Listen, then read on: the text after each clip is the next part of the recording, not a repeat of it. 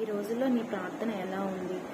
Just అలా లేచేసి 2 నిమిషాలు ఏదో చేశామన్నట్లు మమ అనుకొని వెళ్ళిపోతున్నావా? లేదా నిష్టగా ఆయన సన్నిధిలో ఆయనే ఆధారం అని చెప్పి నువ్వు ప్రార్థిస్తున్నావా? మార్నింగ్ లేచిన వెంటనే నీ చుట్టూ, నీ కుటుంబం చుట్టూ ప్రాకారం వేయాలి. నువ్వు ఆయన సన్నిధిలో కూర్చొని ప్రార్థించాలి. దేవా, నా చుట్టూ, నా కుటుంబం చుట్టూ, నా బిడ్డల చుట్టూ నీ కంచె వేయని చెప్పి అగ్ని ప్రాకారం నీ కుటుంబం చుట్టూ నువ్వు నిర్మించాలి. అలాగే నువ్వు వర్క్ స్టార్ట్ చేస్తున్నావు లేచిన వెంటనే, లేదా ఇంకేదైనా పని స్టార్ట్ చేస్తున్నావు, వాటన్నిటిలో నువ్వు ప్రార్థన ద్వారా స్టార్ట్ చేయాలి. నీ ప్రయాణాలన్నిటిలో ప్రార్థన అనేది ఎంతో అవసరం అన్నమాట. నీకు జయం కావాలన్నప్పుడు ప్రార్థనే నీకు జయాన్ని ఇస్తుంది.